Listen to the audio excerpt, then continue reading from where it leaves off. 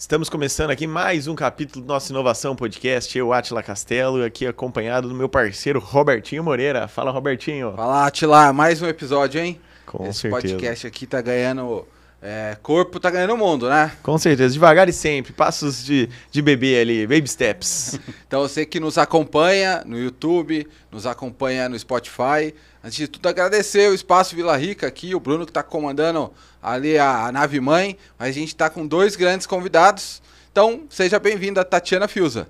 Obrigada, é um prazer estar aqui falando com vocês. Olha aí, essa fera também. Estamos aqui com o Marino. Bom, obrigado, Robertinho, obrigado, Átila, pelo convite, é um prazer estar com vocês. Show de bola, show de bola. E agora estamos com taças aqui já no clima de final de ano para celebrar o ano novo.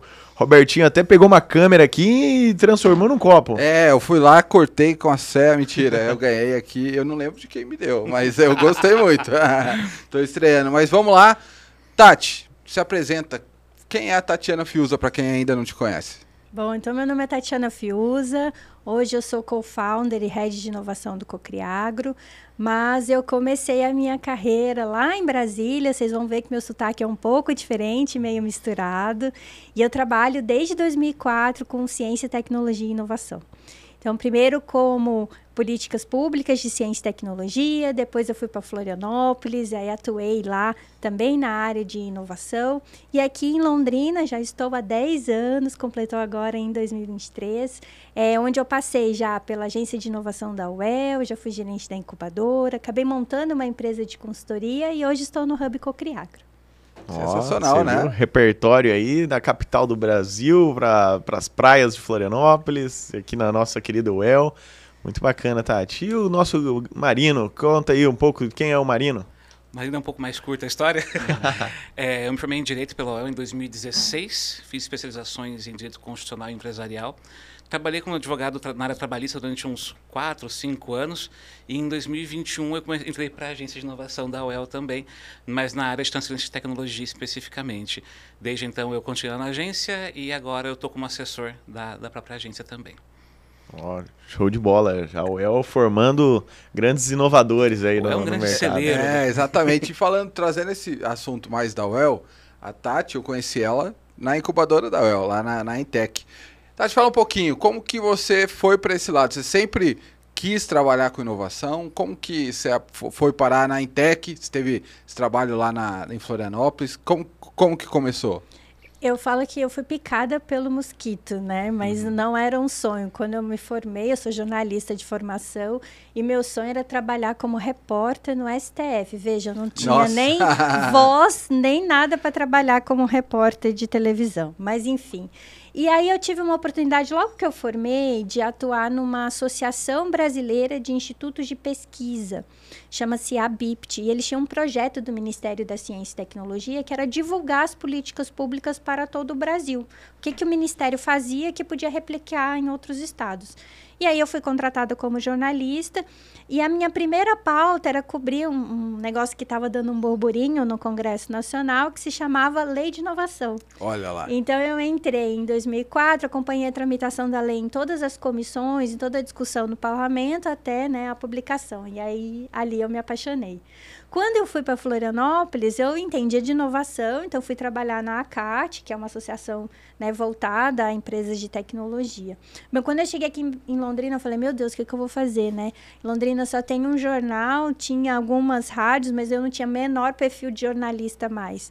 E aí fui parar, então, na UEL, né? Na agência de inovação, o pessoal falou, então tenta lá, conversa. E aí eu comecei a minha carreira aqui pela agência, né? Pela incubadora, porque era o assunto que eu gostava, que eu entendia nesse sentido.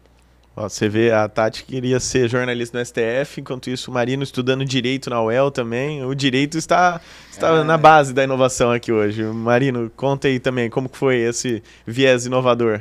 Desde que eu estava no ensino médio ainda, sempre gostei muito de trabalhar com programação, fiz técnico em informática, sei programar em Pascal, que é um negócio incrível. Delphi 7. Ponto e vírgula no final, senão dá problema. Delphi 7, nossa, uma coisa incrível. Mas hoje em dia, infelizmente, não segui a carreira. Eu fui fazer direito porque eu gostava muito das áreas de humanidades como um todo. E eu não queria fugir completamente de contato com a sociedade no sentido de atuar na sociedade. Enquanto, por exemplo, algumas áreas analisam o histórico, analisam a realidade social e trazem mais para o laboratório, eu queria estar num laboratório trabalhando dia a dia. E eu sempre com essa visão mais científica do que realmente técnica e prática. Tanto que no primeiro dia da faculdade, o que você quer ser quando você crescer? Você quer fazer faculdade de Direito? Cara, eu falei que eu queria ser professor de Direito. E eu queria ficar na academia, eu queria ficar nessa área, nunca fugiu disso. Durante a graduação eu tive contato com a empresa júnior, que é a Alex, empresa júnior de Direito da UEL, e a gente ali... normalmente picado também, por trabalhar com áreas diferentes do direito, trabalhar com pessoas diferentes. Era muito legal atender um pessoal que era da engenharia elétrica ou que vinha de uma construção civil, de outras áreas, e falar, puxa, o direito consegue vivenciar isso. Eu nunca fugi muito disso. Depois de formado, fui trabalhar realmente na área trabalhista, empresarial especificamente, então contato com muitas empresas. E em 21 surgiu também uma oportunidade de trabalhar na Intec, que eu já conhecia, tinha amigas que trabalharam lá. Conheci a Tati também, acho que nunca chegamos a conversar nessa época, mas conheci a Tati também, e surgiu essa oportunidade e eu acabei entrando como bolsista lá. Assim, na primeira semana que eu li a lei de inovação, li as coisas, eu falei, putz, tem um negócio legal aqui. E desde então eu tive um contato bem intenso com a área, eu acho que é uma área que eu gosto muito, até penso em atuar mais nas questões administrativas, gerenciais, do que realmente jurídicas. Talvez ter o jurídico como uma soft skill e não como uma hard skill central, mas isso a médio e longo prazo. Show. Legal. E Marino, como é o dia a dia do seu trabalho agora? Se você está lá na incubadora ou na agência de inovação? Eu estou na agência. Então, a incubadora ela é uma das 4 divisões da agência. Nós estamos em 4 divisões específicas. Então, a incubadora, Internacional de Empresas de Base Tecnológica, o Escritório de Propriedade Intelectual, o Escritório de Transferência de Tecnologia e o Escritório de Design. Cada um com suas competências internas específicas. E o meu cargo de assessor, eu dou suporte para as 4 áreas conseguirem fazer o trabalho delas bem feito. Então, o meu papel é não se meter no meio, mas ajudar eles a fazerem o que eles têm que fazer, ajudar a fazer contato com empresas, principalmente. A universidade ainda tem muito o pessoal tem uma imagem da universidade como muito distante, muito longe, muito fora da realidade, e a gente está tentando aproximar que não é bem assim. Né? Então, parte do nosso trabalho é chegar nas empresas e falar, olha, talvez a UEL seja um parceiro legal para vocês, para fazer alguns projetos, para fazer algumas coisas, né? Então, boa parte do meu trabalho é isso hoje. Ajudo também o pessoal nas questões jurídicas que fazem necessárias dentro da universidade, movimentar processo, argumentar com uma procuradoria, argumentar com um setor da universidade, algo específico, mas principalmente é deixar que eles trabalhem e nada fique no caminho. Só abrir um parênteses aqui, porque esse podcast é um podcast que roda o Brasil, roda o mundo. Tá falando da incubadora que fica em Londrina, incubadora Intec.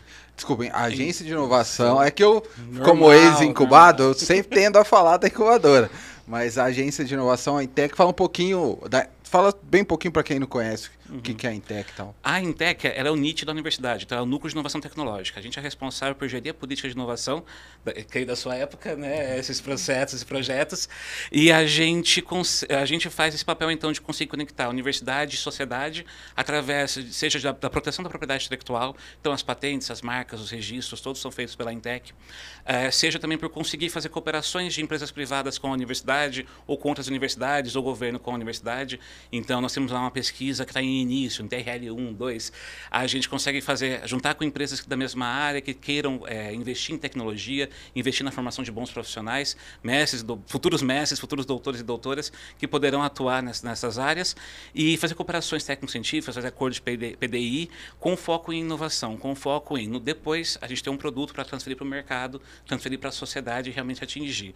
Hoje a gente tem, das transferências de tecnologia da UEL, a gente tem tecnologia da UEL no campo, bastante tecnologia da UEL no campo, a gente tem tecnologia da UEL na área de odonto, na área de cosméticos, na área de gestão de resíduos, a gente tem a tecnologia da UEL em muitos lugares diferentes, e isso é uma forma de a gente conseguir mostrar que a universidade não só, entre muitas aspas, forma bom RH, forma boa mão de obra, mas também gera tecnologia e gera ciência com uma grande qualidade.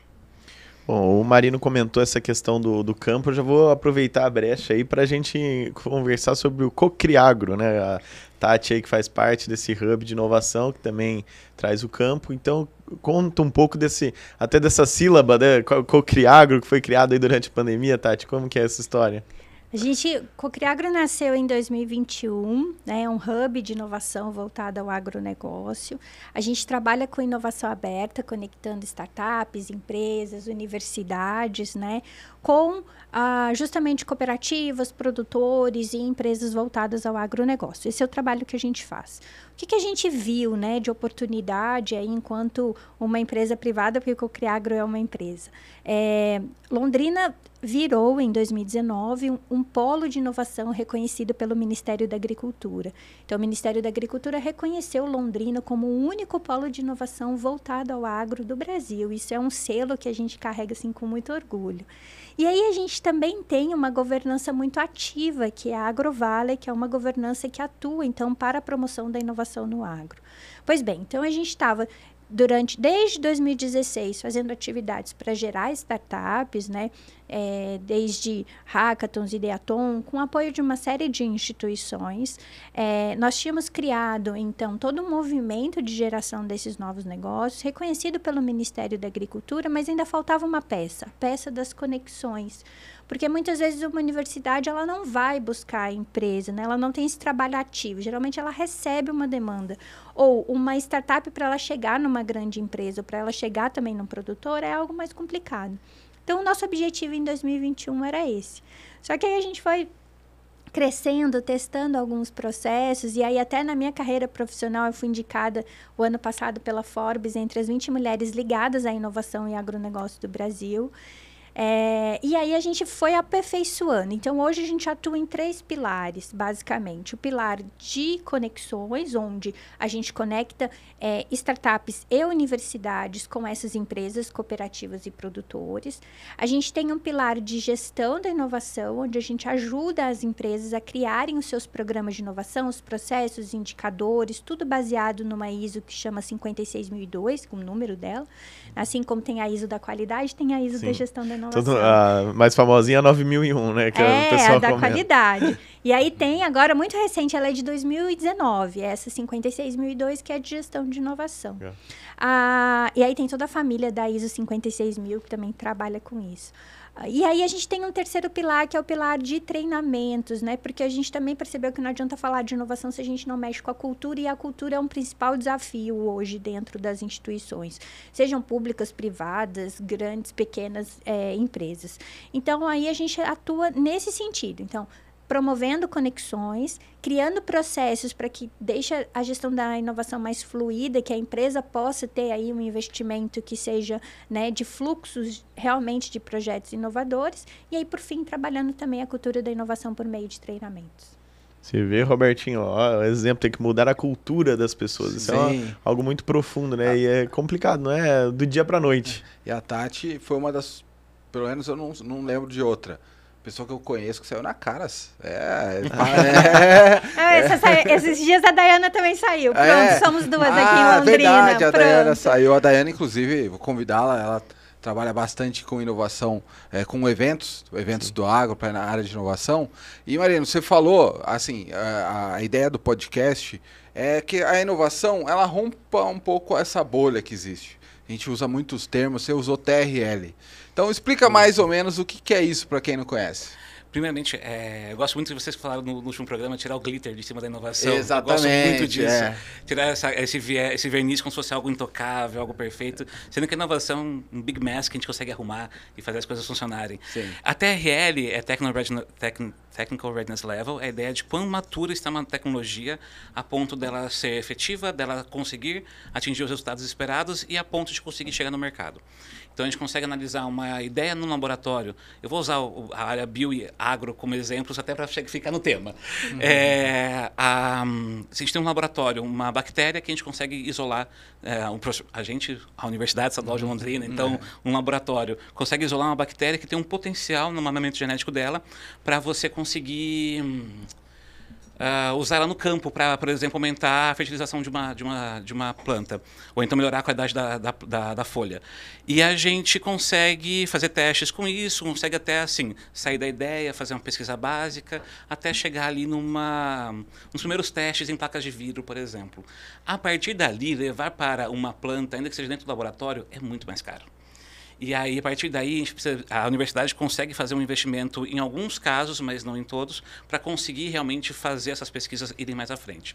Se a gente, por exemplo, consegue uma cooperação com uma empresa privada, então a gente está dessa TRL1, né, que seria essa ideação, as pesquisas básicas da TRL2, até uma primeira prova de conceito na TRL3, para levar para frente, a gente com um acordo de PDI com uma empresa, um acordo de pesquisa, desenvolvimento e inovação com uma empresa, a gente consegue avançar isso até falar assim, olha, agora eu tenho a fermentação, o processo ideal, o know-how ideal para conseguir produzir este produto. Então, eu tenho ali um invase do produto biológico pronto.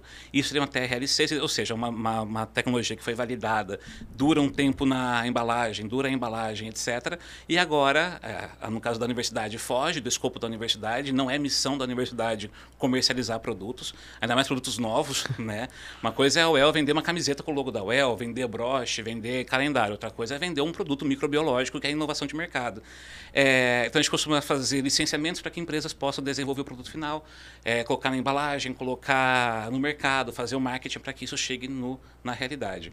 A gente tem alguns casos na UEL que estão em andamento e só um finalizado que surgiu desde da ideia no laboratório, para vocês começarem esse processo. Começou lá com a Tati, isso que foi em 2017, 2018, né?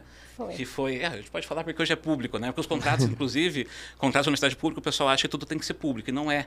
Valores, nomes, métodos, tudo é privado, tudo é sigiloso. O que a gente pode falar é o que tem essas relações. Mas a gente começou em 2017 com a Simbiose, né, e com uma ideia dentro de um laboratório que é o Labim, que é do professor Admilton, que tem como coordenador hoje o professor Admilton, e eles conseguiram levar até um produto final, que hoje é o Frontier Control, que está nas prateleiras, que está no campo.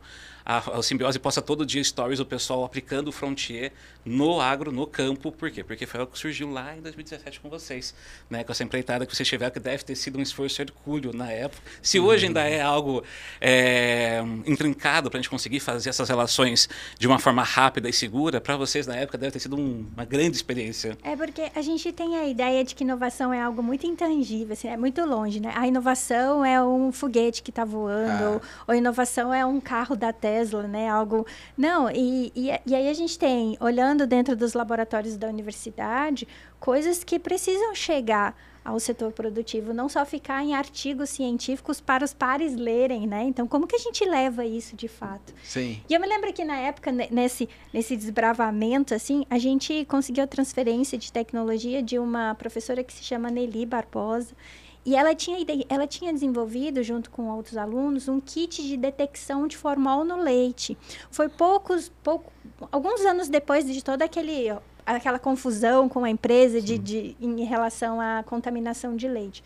Vejam, e aí a gente descobriu nesse processo todo que os caminhões chegavam, aí eles tinham que esperar até um dia para poder fazer a verificação e depois entrar no processo de pasteurização.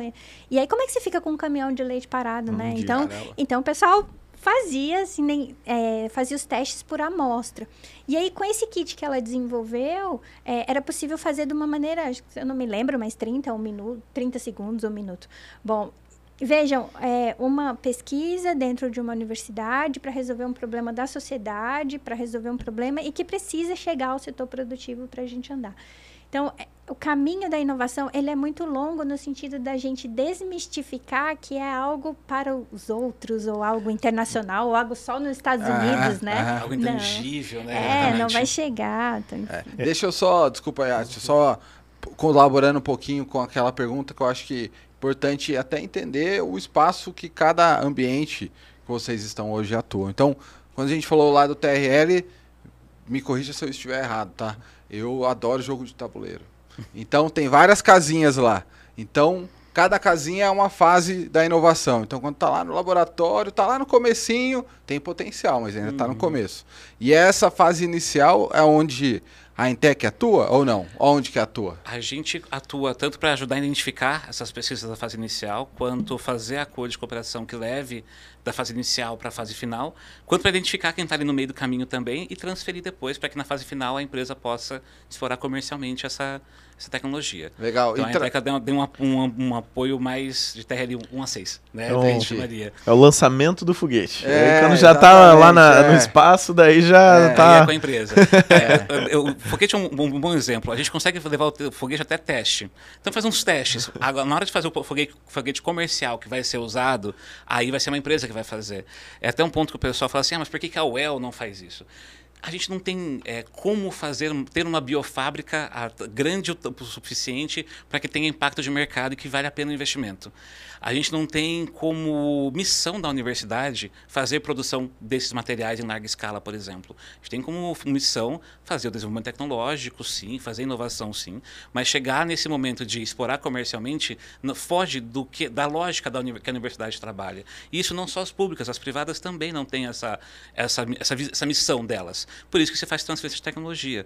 E aí é uma empresa que já está acostumada a fazer isso, ou ainda que seja uma startup que quer fazer isso, ela pode fazer isso tranquilamente. Legal, então voltando para o tabuleiro lá, o TRL são 9, né? São 9 9 casinhas. Então, da 1 a 6 é com você. Da 1 a 6 é conosco e das 6 para frente a gente transfere para uma empresa também. Tá, e a Cocreago, aonde que atende ali? Sabe lá no final, quando você chega lá no joguinho, aí você tem que ganhar o dinheiro? Sei. Aí é a hora que você fala assim, a última etapa do tabuleiro, que se eu jogar o dado errado aqui, ou eu perco tudo, ou eu ganho dinheiro, Sei. Aí a gente fala atua com ali. você. Essa é uma etapa importante. Então a gente atua... Na TRL, assim, depois da 9, vamos dizer assim, quando o produto já está pronto, e essa startup precisa conseguir mercado. Então, a gente não trabalha com desenvolvimento. O produto já precisa estar pronto numa fase comercial. Para que ela consiga levar esse mercado. Gente, porque o agronegócio é gigante, né? Ele tem um potencial enorme. E para a startup do agro é muito difícil, porque se ela vende para uma empresa, essa empresa é grande, geralmente uma multinacional. Com quem que ela fala? Né?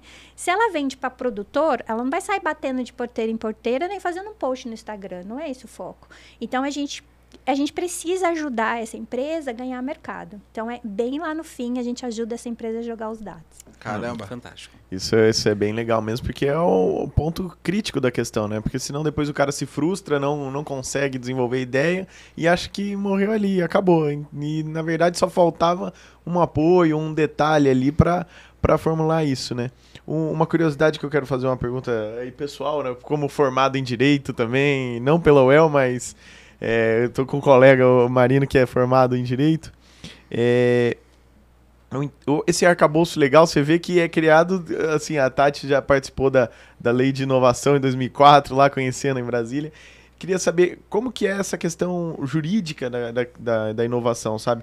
Como que o passo a passo, porque no começo, como a Tati comentou, as coisas não tinham embasamento, fundamento, e aí foram se construindo. E hoje, como que é ali no sistema jurídico ali da UEL e da comercialização do Hub e tudo mais? Duas visões diferentes, uma do direito público e uma do direito privado. O do privado eu vou para a Tati comentar mais. Como todo advogado vai falar assim, depende. Né? Depende do público e do privado. Na área pública, a nossa lógica a gente só pode fazer o que a lei expressamente fala que a gente pode fazer. Então, se a lei não fala que a UEL pode transferir uma tecnologia, a gente não vai transferir, a gente não pode transferir. E até 2021, no caso das estaduais do Paraná, né, até 2021, a gente tinha uma limitação muito grande, porque a lei federal permitia e a lei estadual não falava sobre o assunto de forma tão clara. E aí a gente tinha que ficar fazendo adaptações e analogias do que vinha da lei federal. O inspetor 1 do TCE, do Tribunal de Contas do Estado, vai falar, beleza, tranquilo. O inspetor 2, que vem 3 anos depois, fala, então, eu acho que não pode. E aí a gente ficava nessa insegurança. Desde 2021, a gente teve a Lei de Inovação do Paraná, que a Tati, se não me engano, também participou dos primeiros debates, né? E a gente acabou tendo uma lei que permite, claramente, a universidade pode transferir tecnologia dentro dos ditames da lei. Ponto. Agora eu posso fazer isso com mais tranquilidade.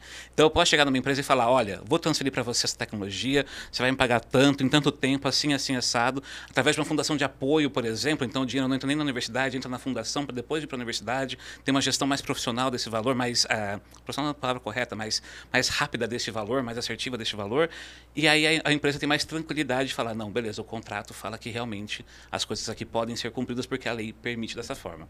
Então, na área da administração pública, a gente gente teve essa mudança em 2021, com regulamentação até 2023, na verdade, que trouxe algumas alterações de como a gente pode operacionalizar isso. Então, agora é possível a gente fazer com segurança, com rapidez.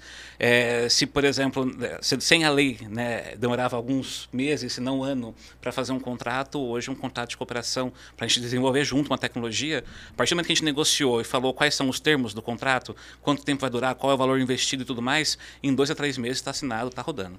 Então a gente tem uma rapidez muito maior do que a gente tinha pré-lei, que dava essa insegurança, né? Até porque o jurídico da empresa tinha que dar ok. Aí se é uma multinacional, já fica, peraí. Então tem uma questão de interpretação de lei. Não sei se eu posso colocar isso, não posso fazer isso. Então era mais difícil. Hoje a gente tem uma liberdade maior para conseguir fazer isso. Já na área privada, se a gente concordou isso e a lei não diz que não pode, a gente pode tudo. Mas eu gostaria que você comentasse um pouco da sua experiência também. Não, o que eu vejo do ponto de vista de legislação é mais um problema de pessoas do que o que está escrito na legislação. Então, tem gente que, não pode. Não, mas está escrito. Não, mas não pode, né? E tem gente que, ok, vamos fazer porque é o que está permitindo. Na iniciativa privada, a gente tem duas frentes. Uma frente ainda de desconhecimento, é tudo muito novo. Veja, a lei do Paraná é de 21. Né? É tudo muito novo ainda, muito recente, as pessoas estão experimentando, entendendo. Quando uma startup nasce, a última coisa que ela vai se preocupar é se ela precisa colocar no contrato social que ela é uma startup. E hoje ela já precisa fazer isso, sabe? Então, assim, é tudo muito novo, tem muita gente aprendendo, tem muita gente falando besteira também, né? Então, tem muita gente aprendendo. Agora, quem já aprendeu? Quem já está utilizando, já está surfando, sabe? E aí, surfando muito, está muito além. Então, a gente tem empresas que já operam, como eu falei, esse caso do Formal do Leite foi uma pequena empresa que fez a transferência de tecnologia lá em 2016, né? Tudo ela é muito rápida, uma pequena empresa de Londrina. Por exemplo, a gente fez um trabalho agora com uma pequena empresa de Londrina e com a Universidade Federal Tecnológica do Paraná. Eles desenvolveram um equipamento que fica no campo, que é um coletor de esporos. Como que funciona? Então, é um coletor e aí ele coleta os esporos lá de fungos. Aí uma pessoa ia lá no campo, pegava a plaquinha, botava no microscópio, analisava, colocava isso no Excel e mandava para o produtor, falava, olha, tem risco de doença. Você imagina. Aí, agora, a gente conseguiu juntar essa pequena empresa com a UTF-PR.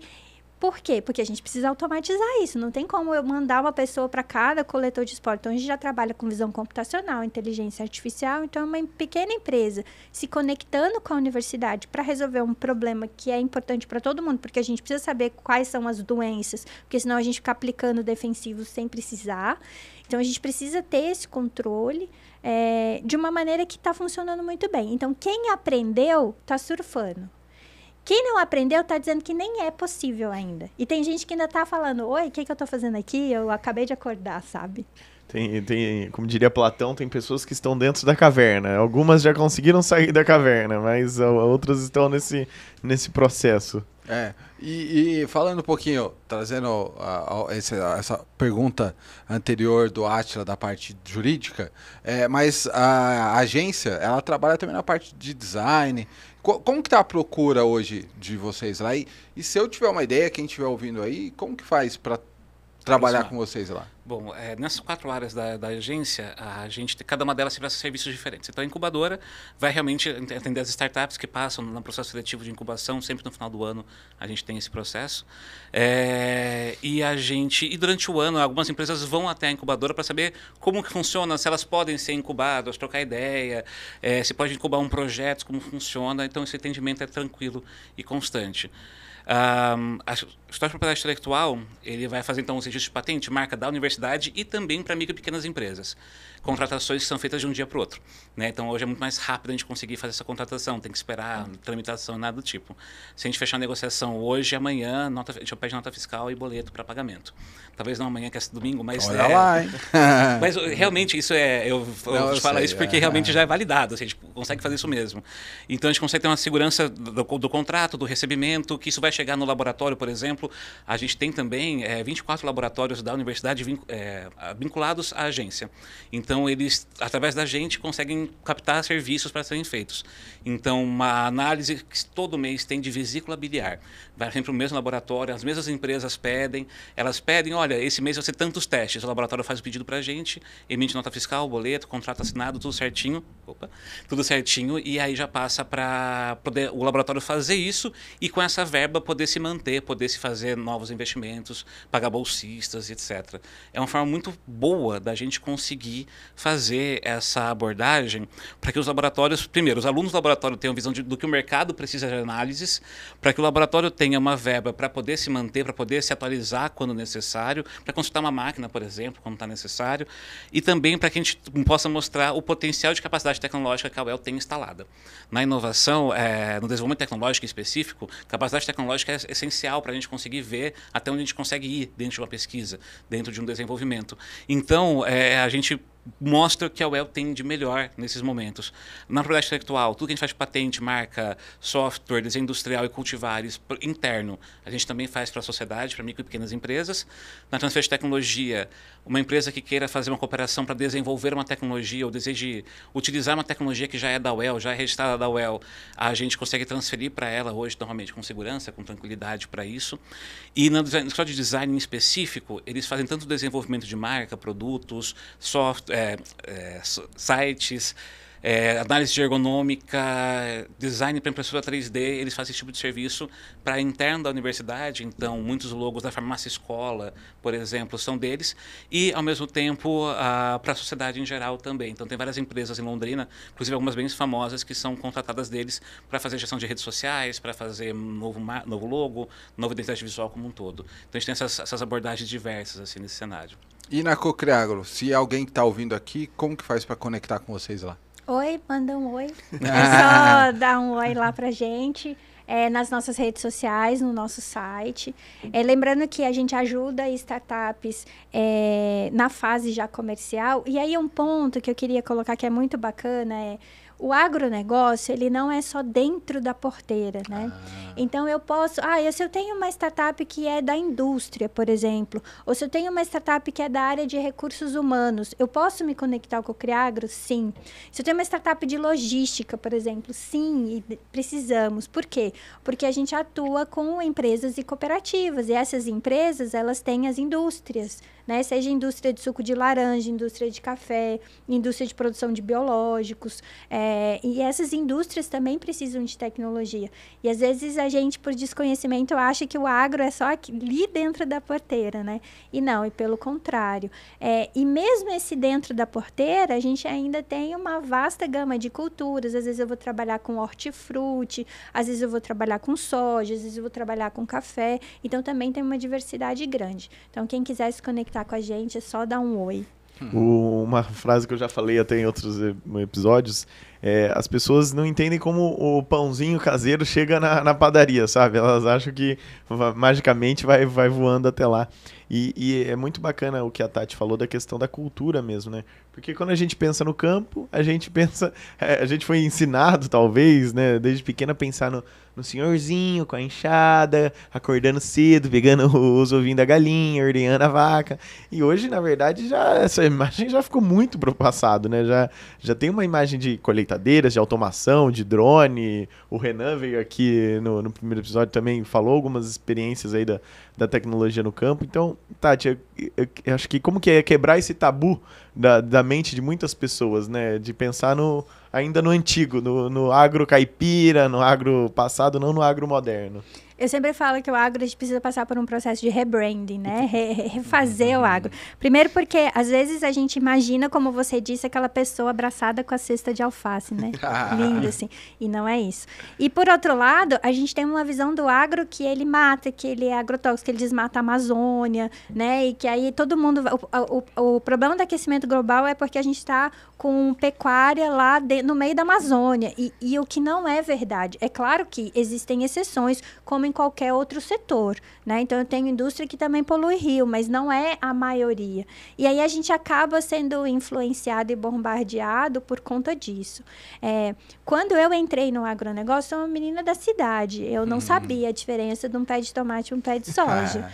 Né? E aí eu fui aprendendo, e é muito legal quando você se propõe a aprender. Então eu falo assim, ó, se propõe a aprender. Porque eu odeio o agronegócio, eu não como, eu sou vegano, beleza, mas você tem um pet, o seu pet come ração, e esse ração é farelo de soja, tá? Então, assim, entender da onde vem o pão é trigo, né? Da onde vem esse trigo, como que ele é produzido, de que forma que ele é produzido. E aí, ao mesmo tempo, o Cocriagro me permitiu aprender um negócio muito bacana. A gente tem uma produção hoje, uma das mais sustentáveis do mundo, o Brasil.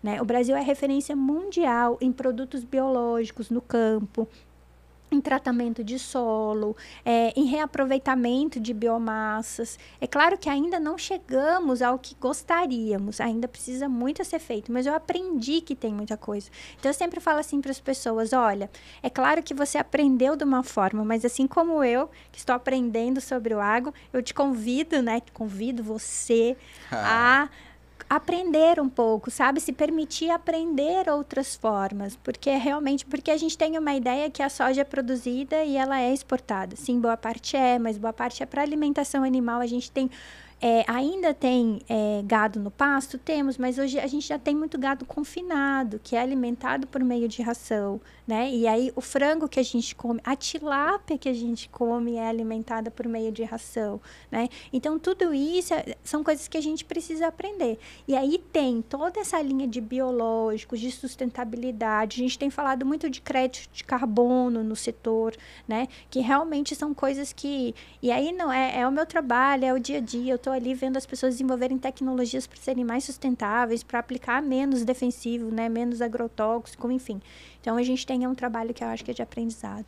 E na verdade, acho que assim, é ruim ter inimigos. Então, assim, as pessoas não têm que buscar lutar, mas sim convergir num pró comum ali, num objetivo. Acho que esse é o melhor caminho, né? Exatamente. E voltando um pouquinho para a Tati, você falou várias vezes das startups, a pergunta que eu quero agora são para as grandes corporações. Elas estão abertas a inovar porque sempre se cultivou dessa forma, lógico, a tecnologia no campo ela sempre foi evoluindo, né? Mas como é chegar para uma grande cooperativa, uma grande empresa e falar assim, olha, você tem que fazer agora diferente, porque como que é isso? Eles estão receptivos?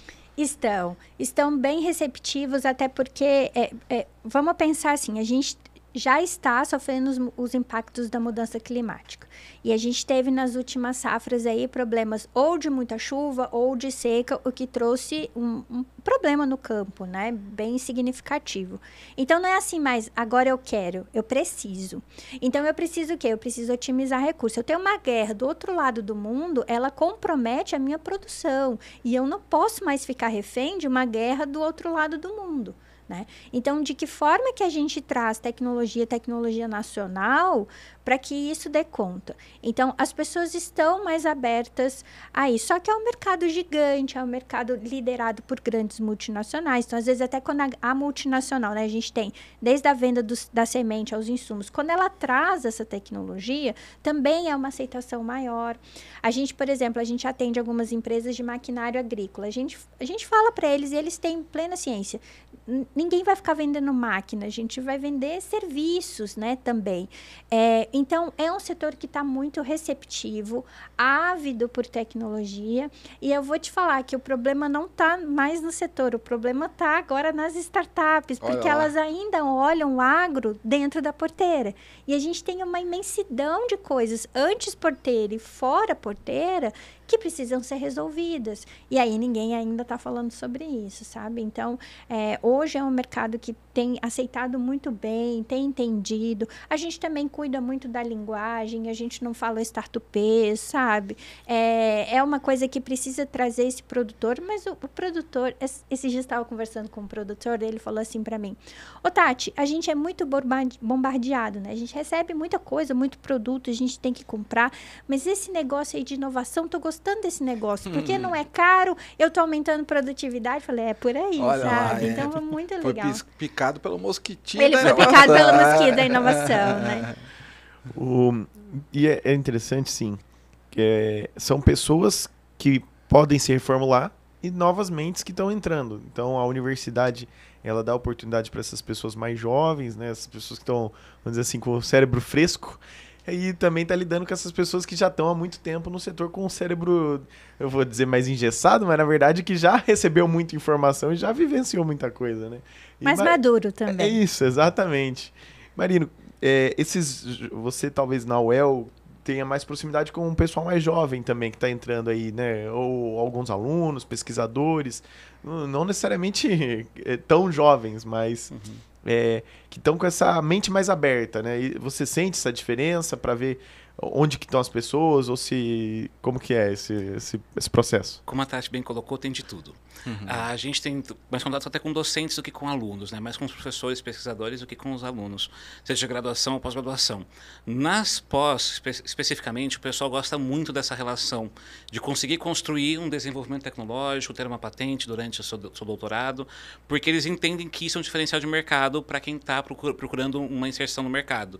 Da mesma forma, como aconteceu em vários casos já, o pessoal fez o doutorado, gostou desse negócio de desenvolver e abriu uma startup para desenvolver nova tecnologia ou para aperfeiçoar a tecnologia que já existe.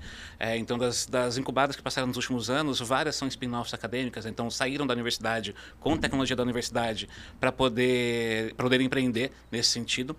E, da mesma forma, nós temos docentes que são muito abertos, estão muito dispostos a trabalhar com outras instituições, sejam elas públicas, privadas, com qualquer natureza, para desenvolver tecnologia, porque entendem que isso é o futuro da universidade, porque entendem que isso é o futuro da pesquisa. E nós temos docentes que preferem não se envolver com esse tipo de processo.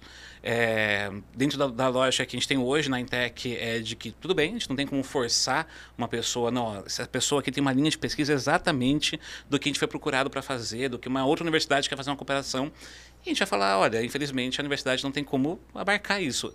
Hoje em dia, cada vez mais se torna a exceção. Em regra, os professores gostam de interagir com outras universidades. Não sei se é porque pontua mais no Lattes, se pontua mais nesse tipo de relação, mas isso é uma realidade. Hoje, das laboratórios da UEL, que mais recebem verbas públicas, inclusive, através de FINEP, através de Fundação Araucária e outros fundos de investimento, públicos no caso, a maior parte tem cooperações ou tem transferência de tecnologia realizadas. E isso traz pontuação para que eles possam concorrer nesses editais. Então, eles entendem que há um valor até mesmo acadêmico quando você faz isso. Porque eu posso ter no mesmo laboratório 2 ou 3 bolsistas envolvidos numa pesquisa em cooperação com uma empresa privada e a partir disso desenvolver uma tecnologia e ter uma patente daquilo e ter 2, 3 bolsistas via CAPES, via CNPq, que eu vou manter uma outra pesquisa via Fundação Araucária, nos NAPs, né, que é um novo projeto da Fundação Araucária já consolidado, para que eu possa ter esses bolsistas também fazendo mestrados e doutorados e gerando mais ciência para a sociedade. Então eu consigo dividir tudo na universidade nesse sentido. Mas, assim, onde a gente encontra mais desafio hoje, dentro da universidade a gente consegue dialogar bem. É quando a gente traz a empresa para a universidade. As startups, às vezes, normalmente são mais abertas a ouvirem o que a universidade tem para entregar, tem para dialogar. Quando a gente fala de empresas grandes, aí tem de tudo. E aí tem um pessoal que já vem assim, não, a gente já trabalha com a universidade, a gente quer fazer mais, então a gente tem uma cooperação atual que é com uma empresa que tem com a Embrapa, tem com a Exalc e tem com a UEL. Então ela está acostumada a falar sobre, olha, isso aqui não pode porque a lei não permite, e tem outras empresas que nunca fizeram nada, chegam cruas, e aí a gente tem que primeiro falar sobre essas questões de limitações legais, que eles não estão acostumados normalmente, e ao mesmo tempo falar, olha, a universidade faz ciência de qualidade, faz desenvolvimento de qualidade, e a gente consegue trabalhar muito bem, vamos trabalhar juntos, né? Então a gente fez um trabalho muito grande de professores que falam, olha, conheci uma empresa no evento, ela quer conhecer a universidade. Leva na Intec, apresenta o portfólio que a UEL tem de serviços, de projetos, de como a gente pode conversar e aí encaminha essa empresa para conversar com os professores, por exemplo. Isso é uma coisa que a gente tem feito muito. Só esse ano, na Intec, a gente recebeu mais de 200 pessoas em visitas técnicas. Poxa. A maior parte empresas. Porque a gente chega, recebe, conversa com eles, fala sobre os nossos potenciais e eles entendem que, olha, bem isso, tá ali, o mosquitinho está em volta. tá ali para morder, sabe? Mas se mostram com o tempo abertas a. Tem outras que entendem que não, que realmente, olha, entendi, legal, mas não é o que a gente quer seguir para outro caminho, até porque um desenvolvimento com a universidade pública, você tem uma divisão da propriedade intelectual, não, a gente quer algo exclusivo, então a gente vai buscar uma empresa para terceirizar essa produção, a gente não vai querer fazer com vocês, e tudo bem, beleza, a gente não vai ficar, nossa, essa empresa não quis empreender de verdade. Não, cada um com sua estratégia no mercado, a deles foi essa, e está tudo certo também. Em relação à questão que a Tati falou do microbiológico, é a área mais forte que a UEL tem hoje, em licenciamentos principalmente. E eu acho fantástico como é uma área que há 2 anos atrás eu não sabia nem que existia. Que foi realmente entrar na UEL. O primeiro contrato que eu vi ser assinado foi o licenciamento do Frontier Control, que eu comentei agora há pouco. Então, olha só, tem como a gente licenciar o uso de uma bactéria. Isso é possível ser feito. Vou ver como funciona. E aí eu fui entender que existe toda uma lógica disso, todo um mundo para isso, e que a gente acha que é uma coisa super complexa, super difícil, impossível de ser feita. E, cara, o professor vai te entregar uma fórmula com a bactéria, um vidrinho com a bactéria, documentos assinados, você pode produzir na sua empresa à vontade, dentro daqueles termos, e é isso. Marina, só uma dúvida que eu fico. Existe uma fala do mercado de que a academia, no geral, ela está alheia às demandas do mercado, tá? Isso daí é uma máxima, sim, né? Sim. Não estou falando se eles estão certos ou errados, mas certo. É uma máxima. Pela sua fala, eu entendo que há um ruído ou a academia pode estar se transformando. Na sua percepção, é um ruído de comunicação entre a academia e o mercado que não conhece tão bem, ou não? São os novos docentes que estão querendo inovar, empreender? Qual a sua percepção disso? Há um pouco de cada. Há um pouco de ruído porque a gente faz desde sempre ciência de qualidade que tem muito potencial para desenvolvimento tecnológico. Mas, de fato, a universidade era alheia até por não ter permissão para poder fazer certas relações, construir certas relações. Com o tempo, a gente pode começar a construir essas relações e agora mostrar que tem valor nelas. Né? E é nisso que a gente está conseguindo focar hoje. Novos docentes, dizer novos ou docentes mais antigos velhos não, antigos de casa, mais clássicos da casa. Independente disso, nós temos uma gama muito grande, tanto de pessoas já com um histórico mais antigo na UEL, que querem trabalhar com isso, com aquelas que não querem, dos novos também, tem quem queira, tem quem não queira. Isso tem bastante. Em relação a ela não ser capaz de fazer isso é ruído. Isso é bem ruído. A gente é capaz de fazer desenvolvimento tecnológico em diversas áreas. Se não a UEL, outras universidades. E já teve mais de uma oportunidade que chegaram na UEL. A gente quer trabalhar com um tipo específico de engenharia de produção. Engenharia de produção a gente não tem, mas a UEM tem. A Federal do Paraná tem. A UTF tem. A gente indica para professores dessas áreas, dessas universidades, para poderem construir essas relações. Né? A gente não tem ciúmes de contato, não tem ciúmes de contrato, nem nada do tipo. Uhum. A gente tem um caso clássico que era a UEL com uma empresa. O professor falou, nossa, mas a UFBC, conversei esses dias com o pessoal lá, está fazendo pesquisa exatamente nesse sentido, pode ajudar a gente pra caramba. A gente sentou lá, conversou com a UFBC entrou com a gente na conversa e tudo certo, dividiu-se as verbas, a gente dividiu tudo para conseguir desenvolver a propriedade intelectual também, dividir a propriedade intelectual entre todos os participantes, para que todo mundo possa entrar na brincadeira juntos. E isso eu acho muito rico dessa nova fase. A ideia da inovação aberta, ela não só é no diálogo da universidade com a empresa, ou da empresa buscar outros caminhos para inovar, mas também da universidade entender de que, olha, não tem um monopólio do conhecimento, muito pelo contrário. Né? Todo mundo consegue desenvolver junto e desenvolve juntos melhor do que eu faria sozinho. Então isso é muito positivo nesse sentido. Legal. Você vê que tem que se quebrar alguns preconceitos, né? Isso que é importante, até ter a mente aberta. E assim, Tati, eu acho que algumas coisas que as pessoas pensam é querer aquele impacto enorme, aquela visão de, nossa, eu vou fazer um produto que eu vou mover milhões no agro. Ele não pensa, às vezes, vou fazer algo para mudar um pedacinho ali que já vai fazer uma diferença, né? Você tem que quebrar muito esse tabu. Como que é esse processo lá, assim, no Cocriagro e tudo mais? A gente recebe hoje tecnologia de ponta lá no Hub, mas quer ver uma tecnologia que, e é isso que eu descobri recentemente também, que é uma inovação que não é tecnológica no agro, quando o pessoal inventou o cabidinho da banana. Né? Por quê? Porque a banana, ela chegava, ela ficava exposta, ela amassava e ela durava menos. E aí a pessoa foi lá e falou, não, banana tem que ficar pendurada igual no pé. E aí você consegue ficar com a banana ali no mercado, não sei mais quantas semanas. Nunca mais vou conseguir ir no mercado e não... Sem olhar o cabidinho da banana, pense bem. Então, não necessariamente uma inovação precisa ser tecnológica para que ela tenha um grande impacto. Né? Você imagina o tanto de alimento que a gente não desperdiçou por conta disso.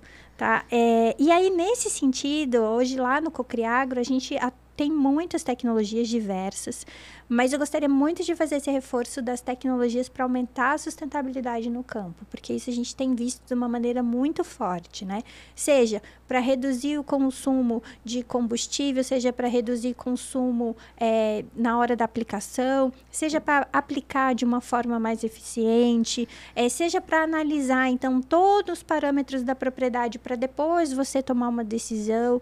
Então, hoje a gente trabalha com muita tecnologia para que ajude esse produtor a aumentar a rentabilidade, aumentar a produtividade, sem necessariamente aumentar a área plantada.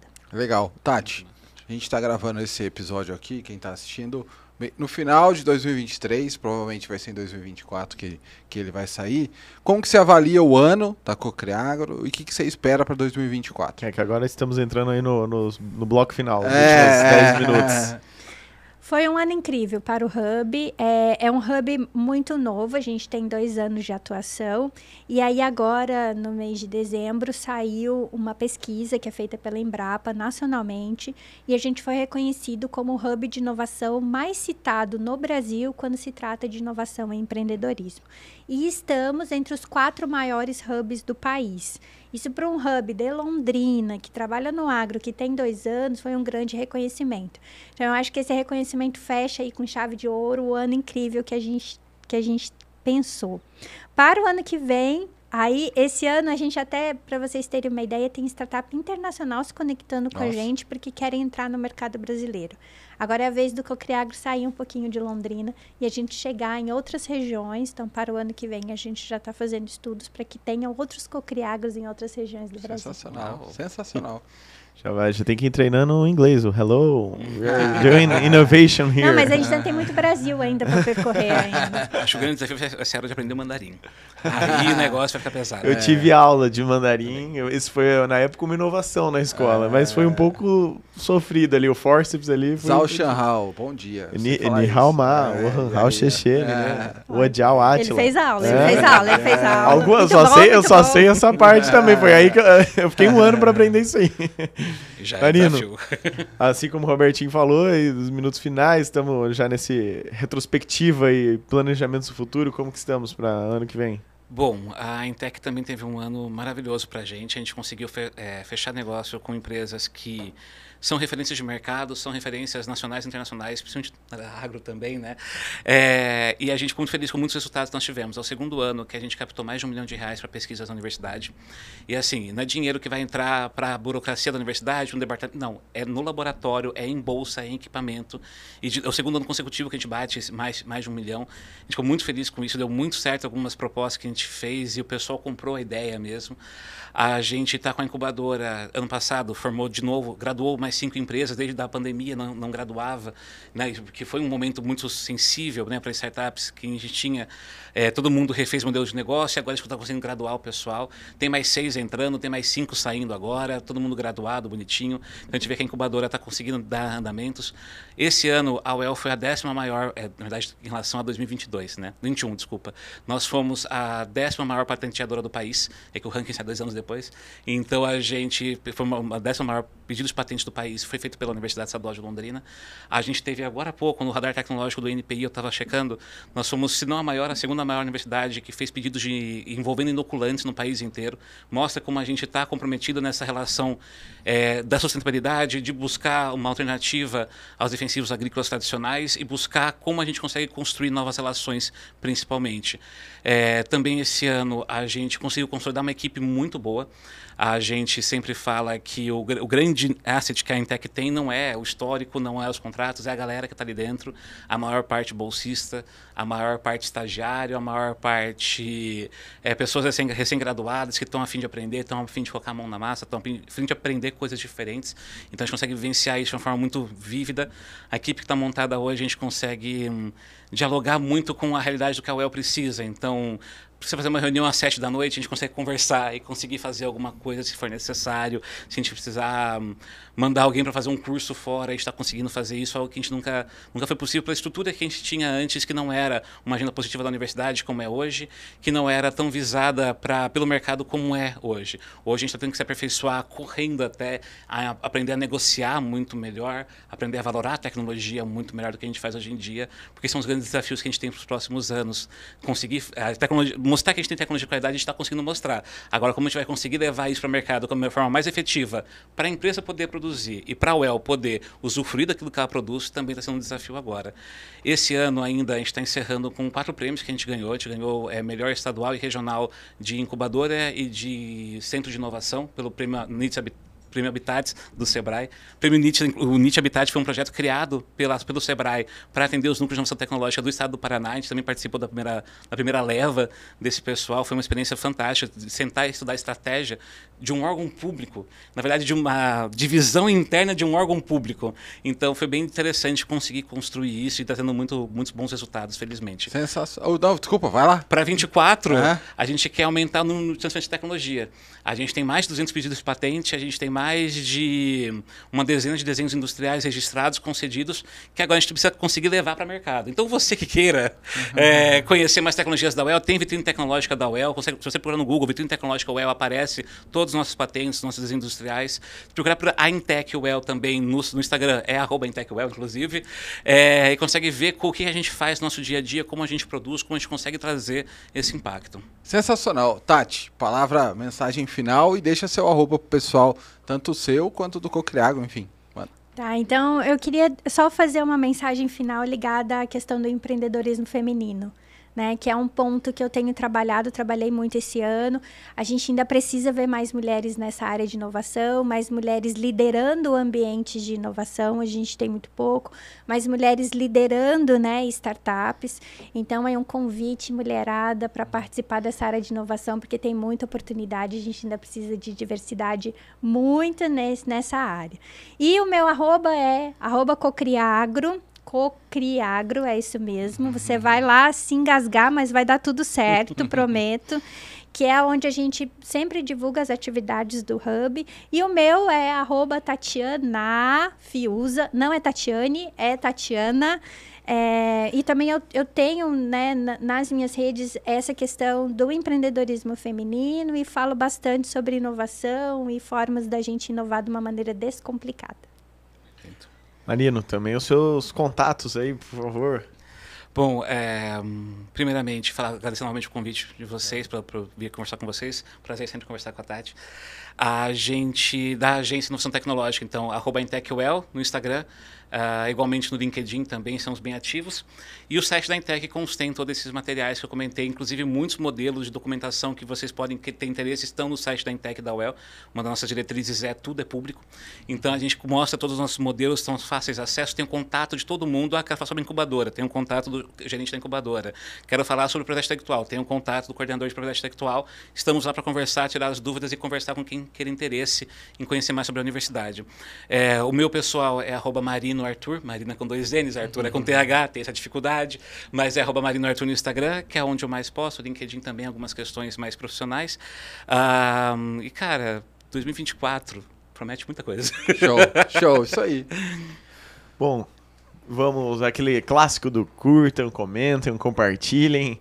Deixa o like. Deixa o like, se inscreva no canal. Meu filho falava assim, ó, deixa o joinha. Mamãe, pede pra eles deixarem um joinha. Ali, ó, ouve a Tati. Deixa o joinha. 5 estrelas pro podcast no Spotify também. O Marino também, Inclusive, peço licença, porque eu esqueci de falar do meu podcast. Opa! Por favor, por favor. Há algum tempo atrás eu comecei a perceber que a gente tinha muitos professores, pesquisadores com que eu tinha contato, e eu não sabia nem de onde eles vinham, o que eles gostavam, e nem qual área da ciência que eles mais gostavam. A partir disso, eu sempre busquei matemática para pesquisar, para conversar com eles sobre isso.